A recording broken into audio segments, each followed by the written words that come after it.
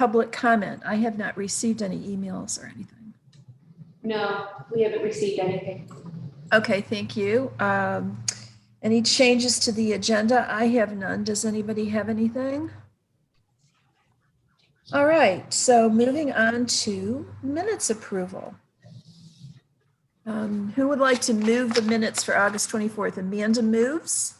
And Dan seconds. Does anybody have any comments besides the spelling error that Amanda noted? Are we ready to vote? All right. Amanda Champion. Are we voting on both of them or just? No, just one. Okay, yes. Dan Klein. Yes. Dave McKenna. Yes. And I'm a yes, so that's unanimous. And then meeting minutes of September 1st. Who would like to move those?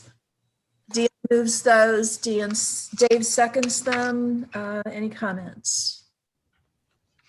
All in favor. Amanda Champion. Yes. Dan Klein. Yes. Dave McKenna. Yes. And I'm a yes. All right. The chair's report. I've been in meetings all morning, and I'm pretty much brain dead. I attended the NISAC Climate and Resilience Committee. We discussed the proposal for community benefits under the new Renewable Energy Siting Act. Didn't really learn anything all that new. The proposal's like 137 pages long or something. I sure wish we had a staff member who read this stuff and reported it out to us. But the executive director of ORIS has suggested that the general idea of the energy siting law is to provide a template for siting proposals that is as generic as these things can be, so that developers don't have to reinvent the wheel every time they file one of these proposals.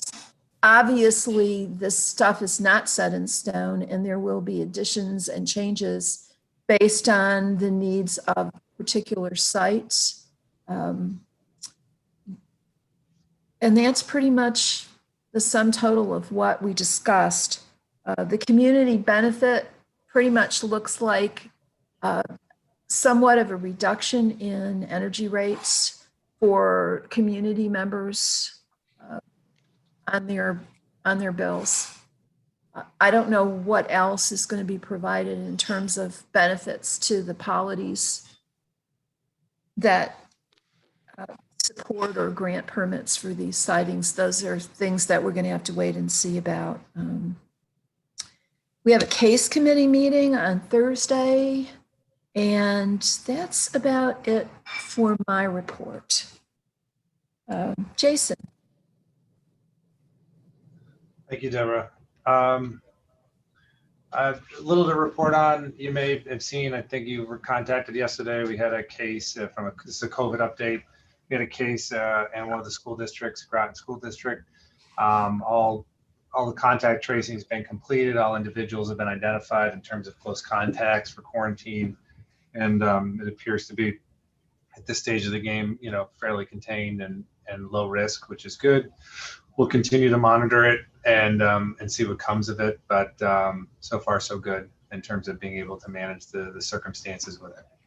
Outside of that, things continue to be relatively low impact or low interest. Not a lot of cases, 1 or 2 a day, nothing significant. And that's been that way for about the past 2 weeks or so. So we'll be evaluating this week to see if we're going to continue to do a detail with the sheriff's office in the city, because calls seem to be on the weekends, because calls seem to be, less than a handful over those 2-day details. So we're going to talk to the sheriff's office this week about possibly not continuing them, because it just doesn't seem to be a call line for them. Other than that, I would expect, I think in November, the November peak meeting, you'll have another update on the fleet management work that the team's been doing around the green fleet, talking a little bit more about the telematics or the ability to monitor the use of the fleet through some different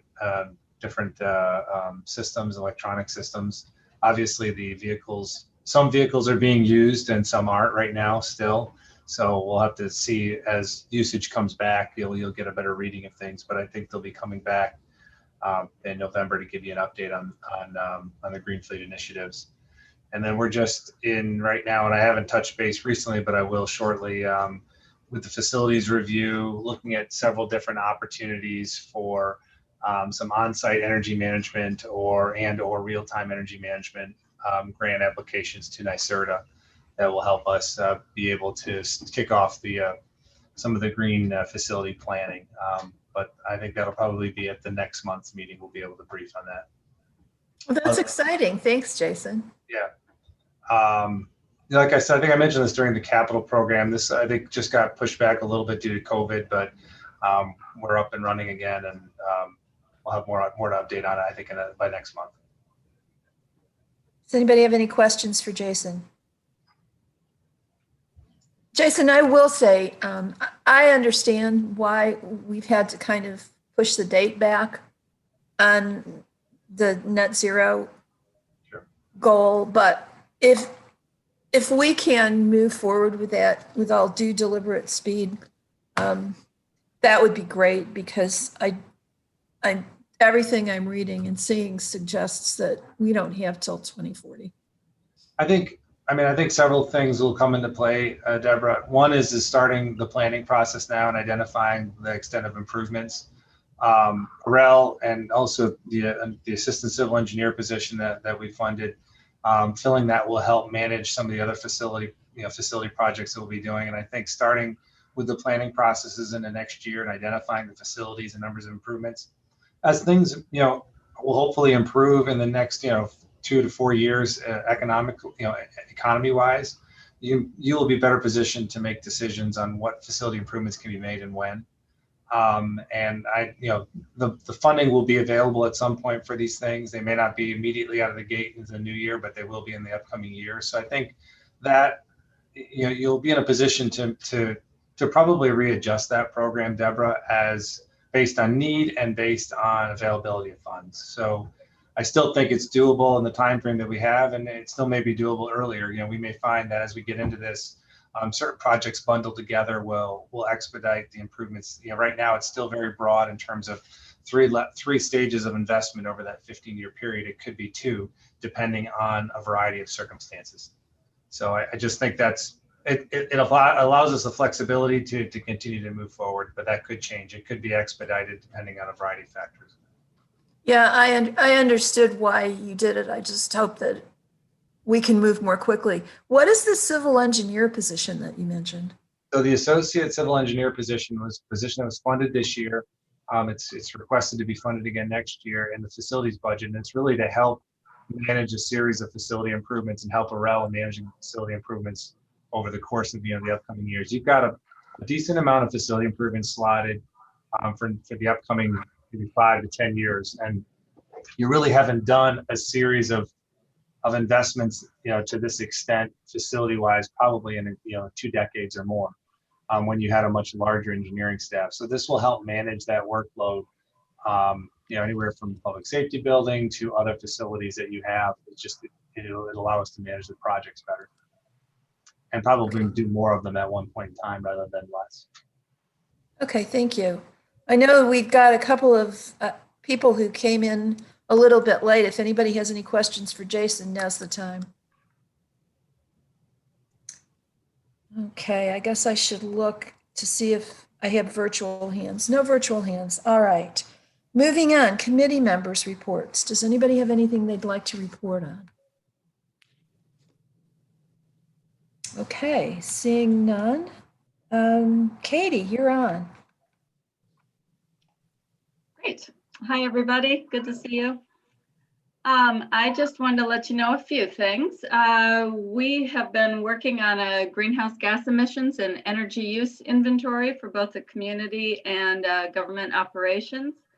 It's under internal review now, making sure all the numbers are correct and we understand it. And then we'll be bringing it to the legislature, hopefully in a month or two.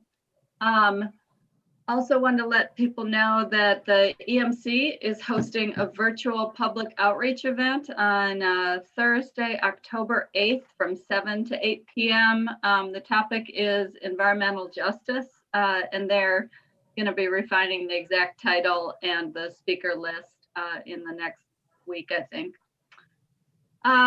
We are fully installed and up and running with the telematics that I think Scott talked to you all about a month or two ago on all 23 electric vehicles over the 6 different departments that the county has. And information is currently being gathered on their performance. And we're looking at that information to see if there are opportunities for how we can improve the performance and record keeping for our fleet. We just completed the hazard mitigation strategies risk assessment, and we've had really remarkable participation by all the municipalities in the county. That's one thing where I think the remote has actually helped us because it's easier for people to make meetings in this way. And then the other thing I wanted to let you know is just that we have had 4 staff members who are now trained to be contact tracers / quarantine callers to help the public health nurses. What we proposed was to have kind of one full-time person helping them, but we do it in 2-week increments on a rotating basis. So it allows staff to still be able to keep their work program moving forward and have some predictability of when they might be called on to help. But it is working weekends. Fortunately, the caseloads have been low lately, so it hasn't been a huge amount of work, but they're asked to kind of set aside their weekend in case they need to be called on to help the health nurses. So that's it from me. Thanks, Kate. And thank you to your staff who are giving up their weekends to trace contacts. Does anybody have questions for Katie? Okay. Well, thank you, Katie. And you can go if you want to. Well, I want to hear some of the recycling Okay. and the food system stuff, so I might just turn my video off and listen in. Thanks. Okay. Thanks. All right. We have 2 reports from Barb Ekstrom. Okay, I don't have the agenda in front of me, so I don't know which one is listed first. Okay, we've got environmentally Oh, okay. procurement first and plastic bags second. Great, good. Yeah, this time we've just got some brief updates that I'm really excited about. We had last month given you a summary of the EPP, the product procurement research, and a recommendations report. We went to the department heads as we said we would, and we were, it was real smooth, and everybody understands where we're headed with the process as we indicated in the policy the recommendations. So we also, of course, have included the information about the recommendations for eliminating plastic water bottles and polystyrene foam. That was a separate document that has options to move forward with. So let me just go over with you the next steps. We are fortunate that we have a meeting scheduled this week with Lisa Holmes, County Administration, and her staff to begin drafting the actual policy document based on our recommendations. And that's going to be a process with 4 of us, Nancy Webster, myself, and Lisa and Jess. Looking forward to that because I've never really worked directly on the new age way of setting policies. So what will happen then is we'll come back to you in November with the draft policy, November, No. We're going to come back to you in October and let you know where the draft policy is and have it reviewed along with department heads, because that's part of the process. We're imagining that the resolution, and I would be happy to work with, anyone that wants to work with me on that resolution. And that policy will actually come, could be November, could be December. It really depends on how busy folks are with things going on, but we're moving. And we will form the county team that will implement the recommendations for other products and services. That will probably happen in December, and that group will start meeting in January. The issue of procuring alternatives to water bottles and polystyrene foam containers for county government is going to need to be taken up in January or February. And I will send you a written summary of all this, okay? I mean, it's just a work in progress right now, but I just want you to understand how this is going to flow and it's going to move. And so basically, there's going to be some things that we're going to be, needing to purchase with the changes in policy on water bottles, and things of that sort. They won't be a large commitment, and we'll see how that unfolds. Namely rather than the drinking fountains, the water bottle, I don't know what you call them, the things that fill them up at stations. And there's a bunch of other recommendations for the alternatives to polystyrene foam materials. Then our county team, and that of course is going to include finance, ourselves, somebody from this committee, and then there'll also be somebody from ITS because of the electronics, somebody from facilities, and I think there was one other person, I can't remember, but we'll keep moving. We're going to do exactly what we did 10 years ago with that group to move forward with different products. It could even be highway cones made out of recycled material.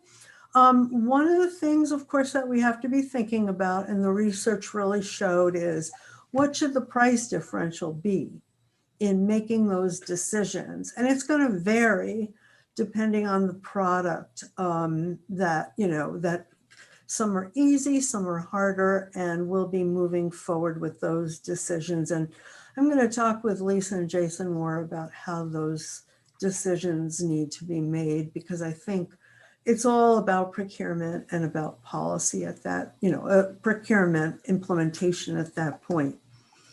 One of the things that we have to also be thinking about, and this team's going to do, and there'll be, reports out to you, is 2022 budget. We'll have developed a list of the products that could be made available for the county, and that we're going to have that done by next June, so that, or maybe even a few weeks sooner, so those can be considered in county budget for 2022.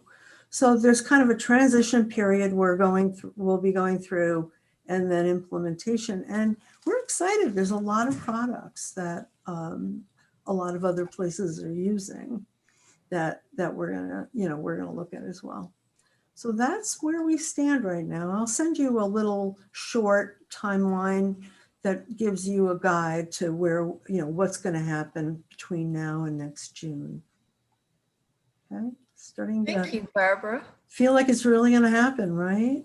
Yeah, it seems really well thought out. I appreciate I that. like to do it like systematically. And, the really nice thing is that at the end of the day, my person, Nancy Webster, is going to learn about policy. I'm going to learn. Nancy is going to be, with the help of me in the beginning, she'll be leading the EPP team, and she's great. She's really gonna shine in that kind of situation. So That's terrific. And I think our high priestess of anti-plastic, Amanda Champion, has a question. Is that what I am now? Yes. Well, this is, yeah, I mean, this is the culmination of a lot of your work. So, It really is. You're the one that started all this, right? Even my Yeah. pens, I buy pens that are 74% recycled Well, plastic. and we're going to get back to that. We did that for a long time, back 10 years ago. Oh, and you know what I realized, Amanda? We have a resolution already from the past that we can embellish. Do you Right, want yeah. to join us? Are you interested in joining us on that team? Sure, sign me up. You I had have said nothing you to were. do. All right. No, I'd be happy to be a part of it. That sounds That's great. so great. But I did have a question just about, you said you did talk to department heads and maybe some staff. Was there any resistance, or were people like, oh no, this is going to be impossible? Or No. you said it was smooth, but was there any other No, concerns? Jason, what do you think? I thought it was great. I mean, I don't think, I mean, I think the biggest challenge people have is they're just going to need help to know what products they can get. I think that's We're gonna develop a guide, just like we did last time. That's gonna be what I hope to have done by by June. And that guide will be, reviewed. We'll bring it to the committee. It'll be reviewed. And, we're in the crawl stage now. That'll be the walk stage. And I'll be continuing, this is a process. I'll take the lead with department heads and really we're going to be of help like we have been. There used to be quite a bit of EPP work that we did, but unfortunately, as we kind of dropped away from it, it kind of went away. And I think budget crunches and things of that sort. Okay, great. well, there's more availability now. Does anybody else have any questions for Barb? Yeah, there's a lot more. Because you mentioned, Barb, traffic cones and the fact that the price differential is going to vary from product to product. Do we have, or do you have a prioritized list of what we're going to? No, not yet. That's the work of this team. We do have the research and we do know what is being purchased made out of recycled products. I mean, pens certainly, and there's just so many. And I think that there's just a lot of work to be done. It isn't just, you just call it and there it is. But that's what, this functioning team is going to be doing. And if we don't have any other distractions or any other pandemics or crises, we can just, continue to move. And I like to steer people in a way that is comfortable so that they feel like they're going to be a part of something and they can actually get work done and not feel like they're being rushed or pressured or anything like that. We already met, by the way, with all these departments that are going to play a role on this team to get their input and ideas. And I would say cleaning products, that are approved by the EPA would be one of my suggested priorities for the group. But, there's just a lot of targets. I wouldn't say that, highway cones would be a high priority. I would say that there's just a lot of different sorts of things, but office products would be a priority, of course. So that's the report on the environmental product procurement. And I do have some progress that we're making on plastic bag ban and distribution of reusable bags to low-income residents. So you've probably heard by now that the ban takes effect officially on October 17th. The lawsuit with plastic bag manufacturers was resolved favorably. We've updated our plan for education and communication, and Jeremy will be doing things to provide information to residents, press releases, email listservs through the chamber. We have what's called the Business Partners group and newsletter. There's a few hundred businesses on that. And of course, social media. The DEC is we've been going back and forth with questions from the DEC. We still have a few that haven't been answered, but we should hear soon. The DEC is taking responsibility for communicating and educating and enforcing with the retailers. Okay. So that's really going to be in full force, and they've devoted some staff to that. So that'll be happening over the course of October and November. We'll probably again in the winter repeat all that. The reusable bag distribution. So that's the part I'm really excited about. We had a meeting, Nancy and I had a meeting with Tom Shelley from the EMC.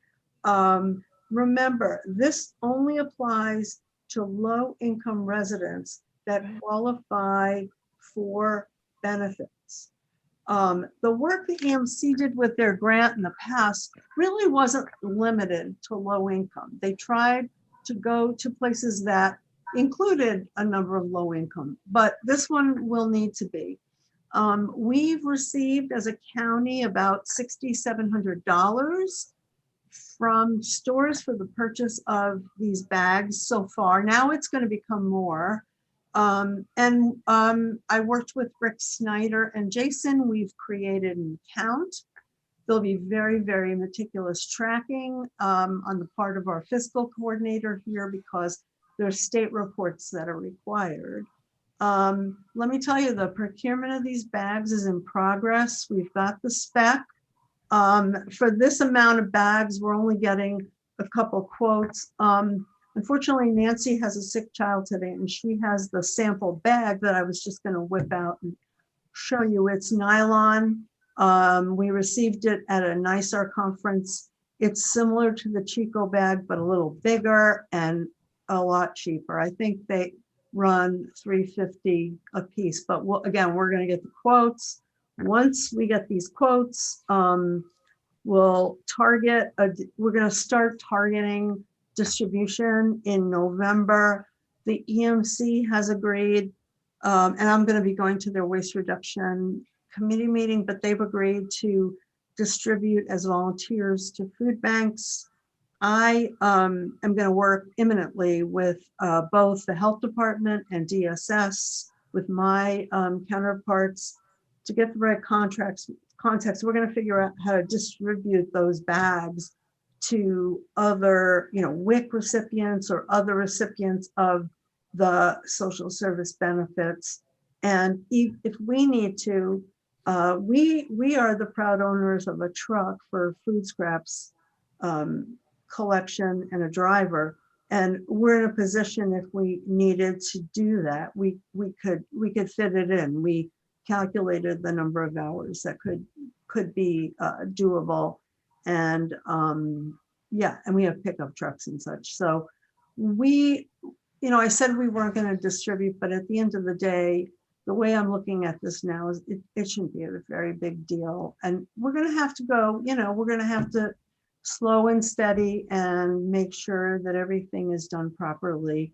And I would have to say, if we're shooting for November, that'll get us going, but we'll be in full swing of all of this with reporting to the committee in the winter. So it's good. And the bag It is good. It's all good news. It's good. I know. I mean, wait till you see the bad news on the recycling center proposal, but that's a whole nother committee and a whole nother day. I will tell you that, we'll be giving you, we'll figure out what reports you need and how you can measure, we really have to think about how we measure success. That's really the key. And I'm sure, there'll be more conversation with EMC, Amanda, with you and whoever else is interested in information. But yeah, we're all set up. Amanda. Well, I just didn't know if folks knew that Tom Shelley is going to be retiring and leaving us at the EMC. So it's going to be Maureen we work with, apparently. Oh, is Maureen? Well, Maureen has been very I don't know with the bags, but Dan has been on EMC this year as the liaison. So I don't know if there's been discussion about who's going to take over for Tom, but not yet. Okay. But anyway, it'll be sad to lose him. So He's wonderful to work with. yeah. It's going to be bizarre to have an ENC without Brian and Tom. Yeah. Yeah. Wow. Barb, you mentioned that you had an updated education and outreach program. Is there a document or something that you could share? Well, yeah, we have a little internal document. I mean, it's just basically, utilizing the means that we always do, that are press releases, listservs, the Okay. Chamber of Commerce, social media, and there are particular groups. It's going to be as widespread as we do all our education, and I think that I can share with you the kinds of things that we're doing, but we're going to just keep moving with it. No, that's okay. I just thought there might have been some change. Well, we have a paragraph what you added. We just have a paragraph added to the original plan, which I'm happy to send to everybody, that whole thing that we did. It might be useful to see what we did already and what we're doing next. So I'll make a note of that. Okay, thank you. I know I have a lot of enthusiastic staff that want to do like good things like this. Well, that's great. I mean, I think anybody's happy to work on something other than COVID. Yeah. So does anyone else have anything for Barb? Otherwise, we can let her get back to her good work. Oh, I'm going to listen to Katie because I'm on the Food Policy Council. Okay, great. Yeah. So we have Katie Hallis. There she is. Hi. Hi, just unmuting myself. Hi, everyone. Thanks for inviting me to update you all on the food system planning process. If it's all right, I have some slides to share. I'll assume, Deborah, I can just go ahead and share my screen for you all. I don't control that. Okay, it looks like I'm able to. So let me just try Okay. to get this pulled up and you all can let me know if you're able to see my screen. Yes, there it is. Is it the full screen Tompkins County Community Food System Plan? Yes, ma'am. Great. Okay, thank you.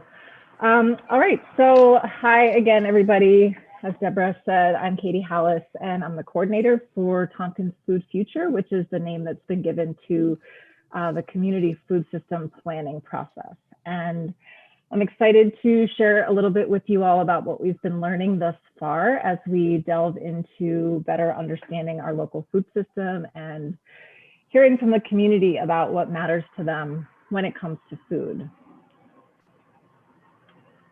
Let me advance here. All right, so what's emerged early on in the process is a vision to create a future and a food future in our community that is sustainable, equitable, healthy, and affordable for all members of our community. And because everyone eats, everyone is central to the food system. And that's part of what makes this effort exciting and provides, I think, a strong entry point for just about anybody to engage in the conversation about what do we want our long-term food system to look like here in Tompkins County. I think another really important foundation of this work is acknowledging that the food system doesn't exist in a vacuum. So we are communicating and working to emphasize that food is inextricably linked to our community's health, its environmental quality, and importantly, racial equity and justice outcomes as well. All of those components have a really strong bearing on residents' quality of life. And another part of the reason why I'm finding this work really motivating and exciting is having an opportunity to create a food system plan is, I think, a really unique experience. And because food occupies such a vital place in our lives and in our communities, it's, I think, a very worthwhile effort to look at it in a comprehensive way and to plan for the future because of the ways in which it intersects with so many different things like public health, social welfare. It takes up a huge portion of our urban and rural landscapes. It intersects with facets of our community that we all care about: economic development, transportation, housing, water quality, energy, environment, neighborhood revitalization, even things like disaster preparedness.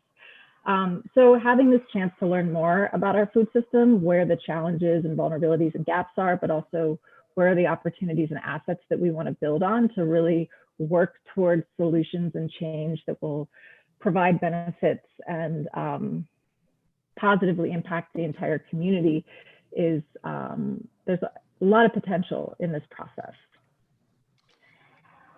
So another aspect of this work that's important is not only gathering information, collecting data, doing outreach with the community, but it also has this educational bent to it. And it's a real opportunity to educate the public, stakeholders, folks within one part of the food system about what a food system is, because we throw that word around and it can feel a little abstract sometimes. And so we created this diagram to demonstrate sort of our conception of our local food system, and also to articulate the areas that we want to focus on for this effort.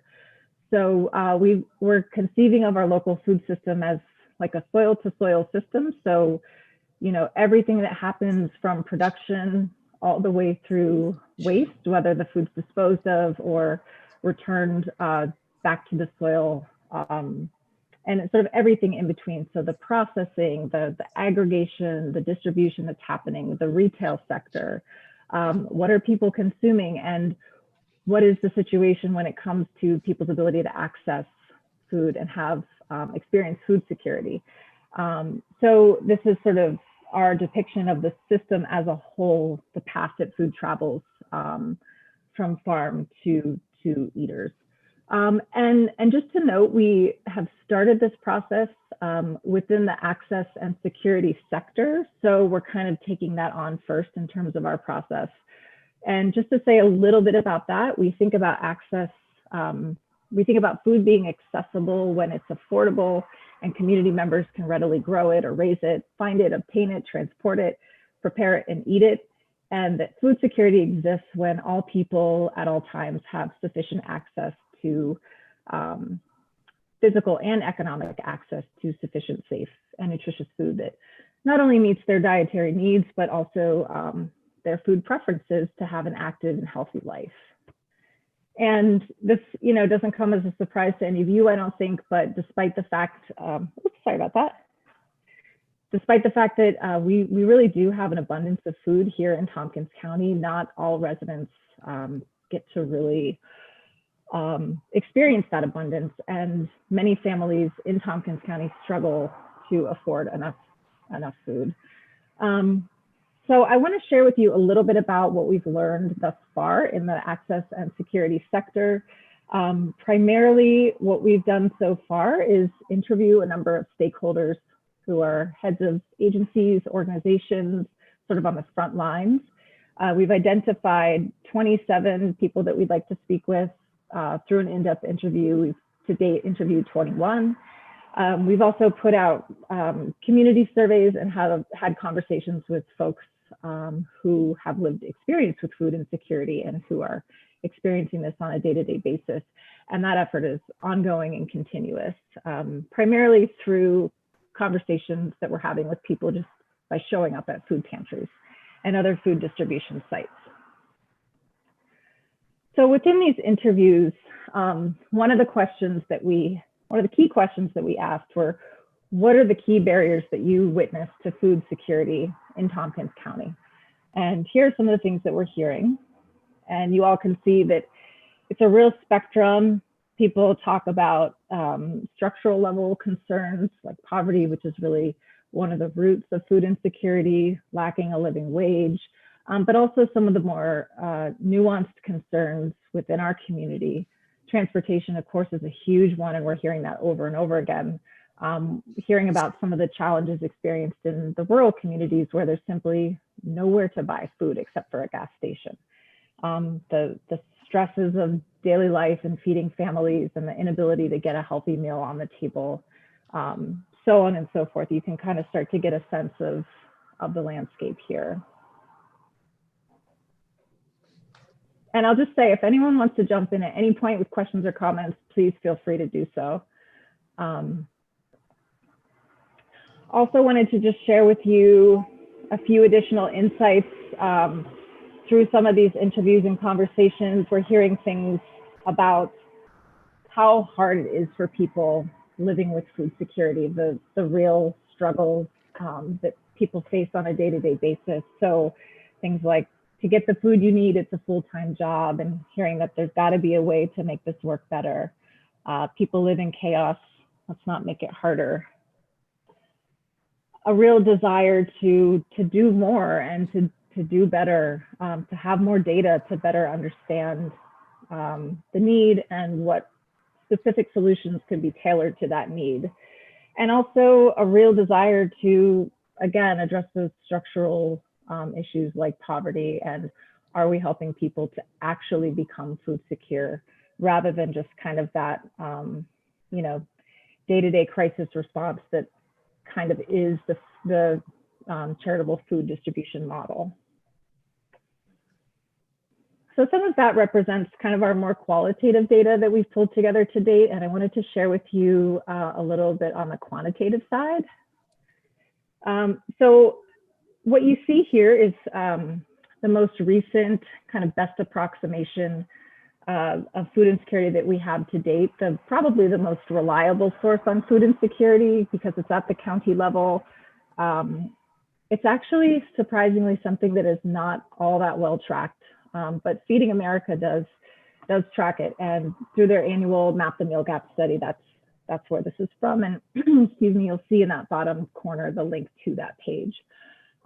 Excuse me, so 10,000 people, more than 10,000 people in Tompkins County struggle to afford an adequate diet. And what that means is basically that more than one of us sitting on this call here today statistically struggles whether to have enough food for their families, to have enough healthy food, the kind of food that they prefer to eat or need to eat, struggle with making choices between paying certain bills and buying groceries. So this is not, in my mind, a minor problem. And unfortunately, this reflects similar trends across New York State, across the United States. And as tracking with those national trends, children are at higher risk of food insecurity.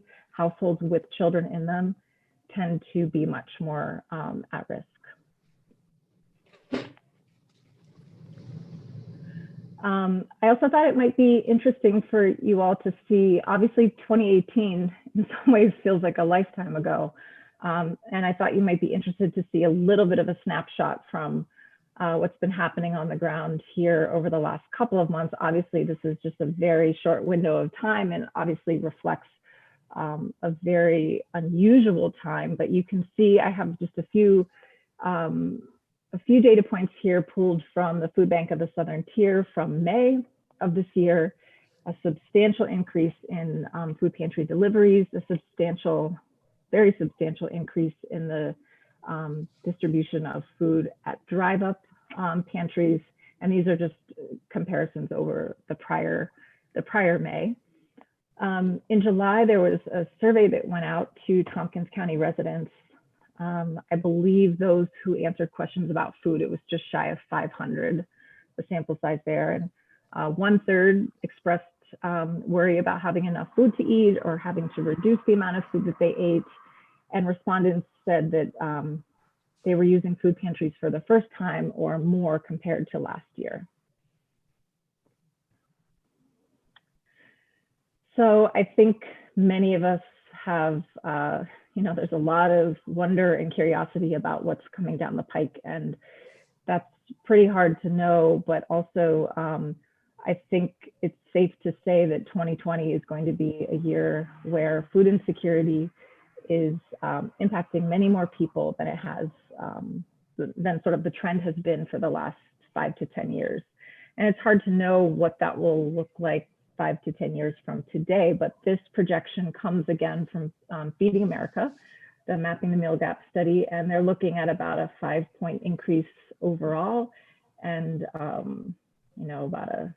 looks like about a 7-point or more increase for children. So within our county, and we're seeing this on the ground, and we'll see exactly what it shakes out to be, but this issue is it's not getting any easier. So the challenges within our food system, and again, this is just one sector. This is looking at food security and food access.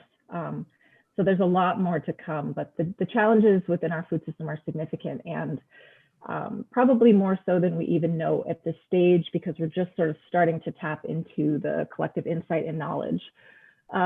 However, we're working really hard to understand the nature and the scope of these challenges, and really with an eye towards tackling them holistically. And so without knowing exactly where we're going to end up and where this all is going to lead, I did want to share with you some of the early emergent themes that are starting to come through. I talked about data, just better understanding what the conditions are on the ground. And there's a lot that we don't know. And there's also a lot that we don't know, if that makes sense. So better understanding in order to better respond, meet the need, target solutions. There continue to be ongoing challenges in reaching the most vulnerable populations. These related risk factors like poverty, like income and unemployment, housing costs and demographics. We have to sort of go beyond food to solve the challenges and tackle food insecurity and to disrupt the root causes. And sort of these first line of defense programs are obviously really crucial. And again, I find it really exciting that we're taking this step back for a moment, and we have this opportunity to think about what are the ways in which we could go beyond that first line of defense. I also wanted to give you all just a quick progress update, talk a little bit about the process. We are underway and ongoing with the baseline assessment of the food system. So this is a pretty big, pretty deep data dive, trying to describe the current state of our food system and understand the challenges and opportunities, and to speak with as many people in our community as possible. And there's a number of approaches to doing that, as you see here. We expect that we'll start to kind of work a lot of what we've learned in the first phase into a draft plan, sort of early mid 2021. And we see that being an iterative back and forth sharing and fine tuning process with everyone that we're speaking with now and with the community in general. And my real vision is that the way that the plan emerges is really created by the community, that we're listening, we're hearing from them, they're responding to proposals, and we're able to share that back.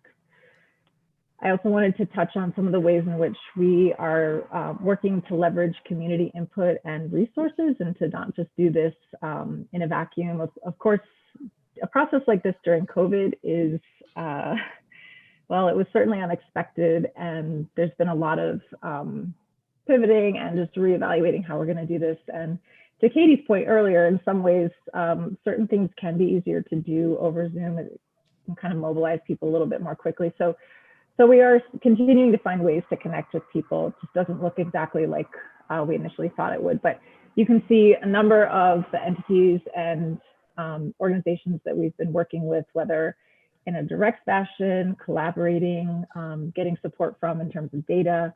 But there's been a lot of great support in that way, and just lending of resources. And in an ongoing basis, and from the beginning, we have approximately 20 volunteers who are participating, supporting, guiding the process, and getting work done.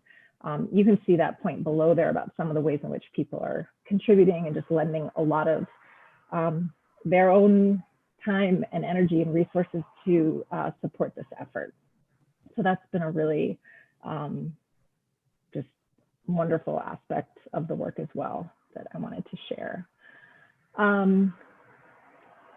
Wrapping up here, I just wanted to share a little bit around the vision piece. We're starting to ask people about, what they want to see long-term, and these are some of the responses that we get when we ask people, what would make you most proud about our food system in the future?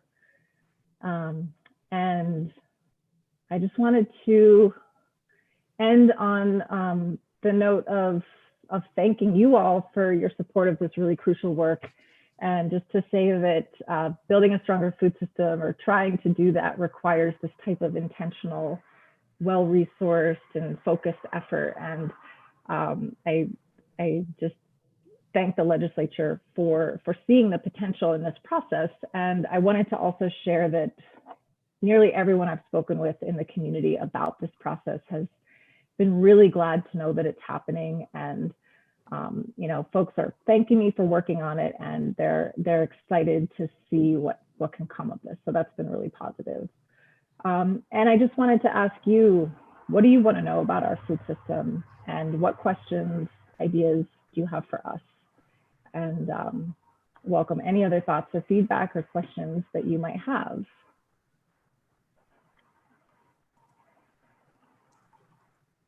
So, questions? Okay, Amanda's got a question.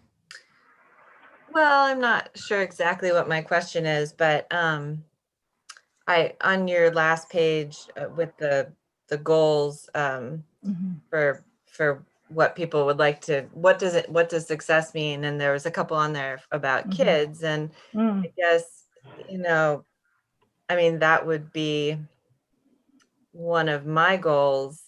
I mean, obviously I care about adults, but I care about kids, and, you know, having enough kids have access, and kids who get school meals and don't get that in the summer, and, you know, that kind of stuff. And I don't know, I guess I'm sort of wondering, is there some aspect of your work that you're specifically looking at how this affects children, or I don't know, or are they just wrapped into the whole thing?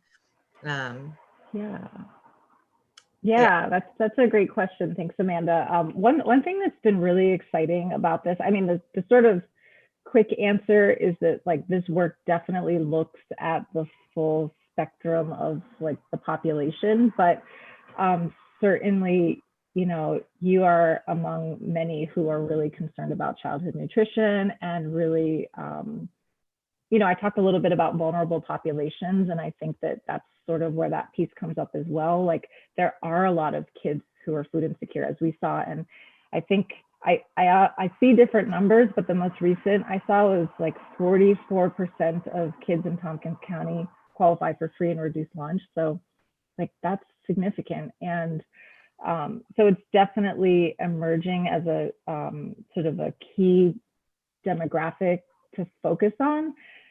The other piece that I would share is, I don't know if folks are familiar with the Childhood Nutrition Collaborative, but that group is focused on ensuring that all youth ages pre-birth to 24 are food insecure. And they've even extended that to their families. So that makes up a huge, more than the majority of the county. And that there's a lot of collaboration with that group, and in fact, a lot of time from that group being dedicated to this effort. So to me, that says that piece of youth and children will get a really, I just think we'll get a really nice focus in terms of how we're approaching this plan. What was the name of it again? The Childhood Nutrition Collaborative. And I'm happy to keep you all updated on that as well. There's kind of a lot in motion with that right now, and it's looking like it's going to be a really great opportunity for collaboration with them. Yeah, that sounds great. I mean, you know, with any of this, there's not any easy answers, of course, but certainly connecting with other folks who are working on similar things is a good idea. So that's great. Thank you. Yeah, you're welcome. I have a couple of questions. Katie, do you mind taking your screen down first? Sure. There was that one statistic that talked about the percentage, the numbers of food insecure people in Tompkins County. Do you know how that's defined? Like, how do they know who's food insecure? Yeah, so I'm happy to share more about the methodology around that, Dan. It's pretty complex, and basically it is an estimate, and it's based on a number of different indicators. So I talked a little bit about some of those like co-risk factors, but they look at things like income rates, unemployment rates. Gosh, I could pull that up here. Just looking at it the other day, but they look at a number of other indicators that are related to food insecurity to sort of triangulate their best estimate for food insecurity. Because basically, if you're dealing with, you know, some of those other areas of struggle in your life, there's sort of it's not an exact proxy, but that's part of the calculation around food insecurity. Thank you. Sure. And I'm happy to provide more to the committee on that. Just give you all a little summary. Thanks. My other question is has to do with the scope of this project. So are there going to be recommended solutions as part of this project, or is it all just identifying needs? Oh yeah, great question. So yeah, we're kind of in phase 1, which is more of identifying the needs, and phase 2, and the outcome and the deliverable is to deliver a plan that provides sort of shares that collective vision that we get from the community, articulates some goals, and lays out action steps and policy recommendations that would be helpful in achieving those goals. Very good. I look forward to it. Thank you. Yeah, thank you. Yeah, thanks, Dan. I mean, that sort of dovetails into my question, because it's easy to articulate a goal, you know, universal, affordable, healthy, nutritious food, but how we get there is another question. And I don't quite know to what extent a food system plan in and of itself gets us there. I mean, how do you tweak the food system itself? But then you're still left with problems of, you know, systemic inequality, poverty. How do you make all that fit together, Katie? Solve the world's problems. I know. Well, I certainly share that sentiment, Deborah, and I have moments where I wonder the same things, like how can we really like talk about food insecurity? The challenge with doing food systems work at a local level is that you can't separate it from the other structures, and you can't separate it from a global food system. I don't have the exact answer or answers as to where we're going to end up or how we're going to do this, but one thing that I think is worth sharing is that this food system planning work has been kind of this, it's just been this movement that's taken off across the country. And one thing that's great about being engaged in this work is I'm tapped into all of these national networks and support systems. There's the Food Policy Network out of Johns Hopkins. There's the Growing Food Connections work out of the University of Buffalo, and they're devoted to working with food policy councils and municipal governments who are doing food systems work all over the country. And so there's a tremendous amount of leadership, knowledge, lessons learned that I think we can tap into. And I think once we have that clear sense of where we're at today, and we hear more from people about you know, what do we really want to work on? Like, what do we really want to advance? Do, you know, we want to cut that 10% number in half over the next 10 years? What does it look like to do that? And what are some of the policy levers that we could pull on? And I think we have just a wealth of resources and knowledge to draw on from, you know, other communities around the country, and especially you know, sort of similar communities. Like, this work happens, you know, in the big metropolitan cities, but it also happens in the, you know, Ann Arbors and Madisons and Burlingtons of the world too. And so looking elsewhere for those models, I think, is a part of the strategy, in addition to, working with the community to try to craft those creative solutions. Okay. And I would say also, like, acknowledging, I think what will come through this is acknowledging that we can't do the work in a vacuum. Like it has to be alongside what I totally understand to be other really dedicated efforts to address housing, for instance, just to pick one. Are there any tweaks you can make to the food system itself that would improve our situation without having to address larger global issues like poverty and inequality? I think so. I mean, I have to admit, I don't necessarily have that example in my back pocket right here today, but I know from kind of exploring what others are doing around the country that there's so much happening at the local level and at the policy level to try to address some of these challenges. I mean, it's just particularly ironic that our food deserts are rural. Mm-hmm. And here we are in an agricultural belt and Mm-hmm. Mm-hmm. live in the midst of plenty who just can't Mm-hmm. get nutritious food. How do you fix that? Mm-hmm. Mm-hmm.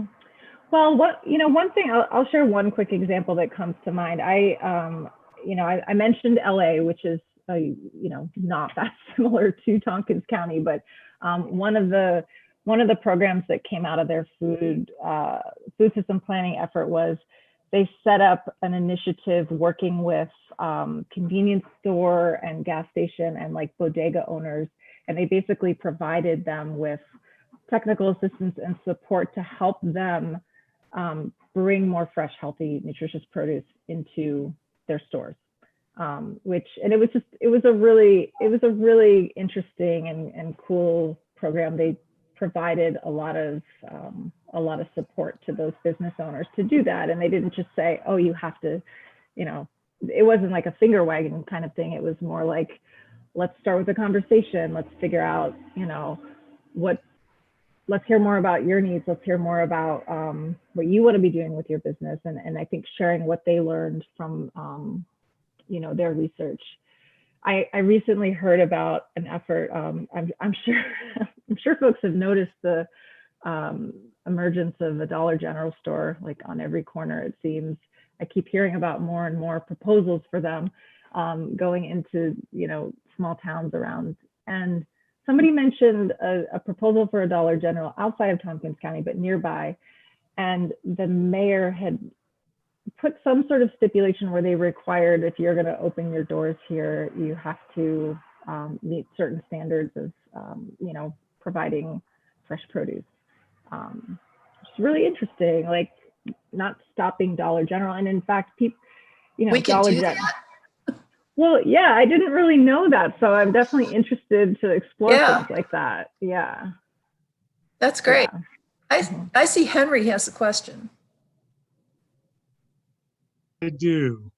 I was wondering, since the pandemic has happened, has the food policy or the food pantries gotten more efficient in the way they deliver food? Have they learned anything from these times? That's a good question. I'm not sure that I have a clear answer on that, but what I can say is that are they getting more efficient at delivering food?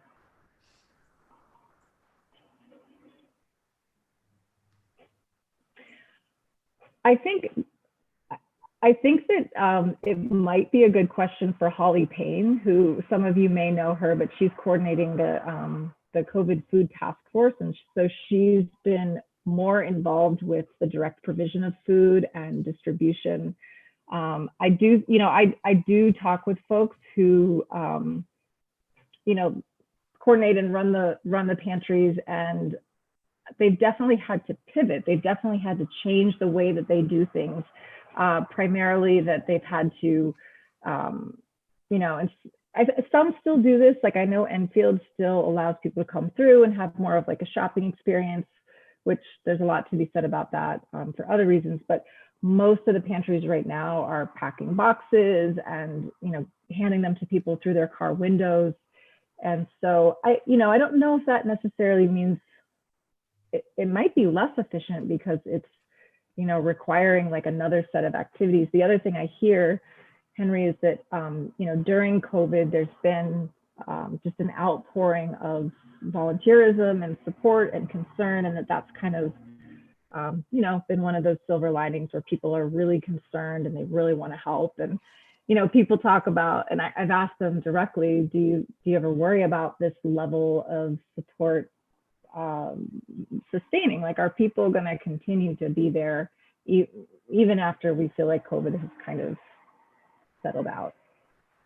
So I don't know if that answers your question as much as you would have liked, but I'm happy to pass that along to Holly, who might be a better person to answer it. Sure. I just have one more question. In Yeah. terms of the systemic issues that you've been dealing with, has there been other counties that have weighed in on these issues and have positive suggestions? I haven't talked with a ton of other counties in the recent months, but again, I think once we kind of get past the assessment and outreach aspect of this work, I think there's going to be a lot of folks that we'll be able to talk with about what they've done. Those networks that I'm part of, those listservs, I have a direct line of communication with the person who directs the National Food Policy Network, and they just provide tremendous resources in terms of sharing information. And another thing that we had more conversation early on when we were just ramping up, but there are lots of food system planning efforts regionally. We are closely connected with Matt Pottiger, who is leading the Food Plan CNY, which is a food system plan for Onondaga County. So that's definitely a resource to tap into as well in terms of learning about what's going on nearby too. Thank you. Yeah, thanks. Yeah, I sincerely hope that this year is not setting some sort of benchmark for a new normal that we're going to be living with indefinitely. What we're learning out of this experience, I hope we won't necessarily need for the foreseeable future. Anyway, well, thank you, Katie. Thank you for giving us a detailed update on your good work. And let's see, I think. Thank you all. All right. you. Just before we adjourn, I want to say that I know that we haven't done as much peak work this year as we all would have wanted to, because everything's taken a backseat to public health and our miserable economy. I hope that next year, and for the rest of this year and next year, we will get back to the work that we were doing before we were saddled with COVID. There's a lot of new work that needs to be done. There's a lot of stuff going on in the energy field, for example. And so everybody just keep the faith and we'll get back to what we're supposed to be doing, hopefully sooner rather than later. So does anybody have anything else they want to say? Thank you for being our fearless leader, Deb. You're welcome, High Priestess. All right. With that, I'll take a motion to adjourn. By Amanda. I'll second that. All right. Bye, everybody. Thank you.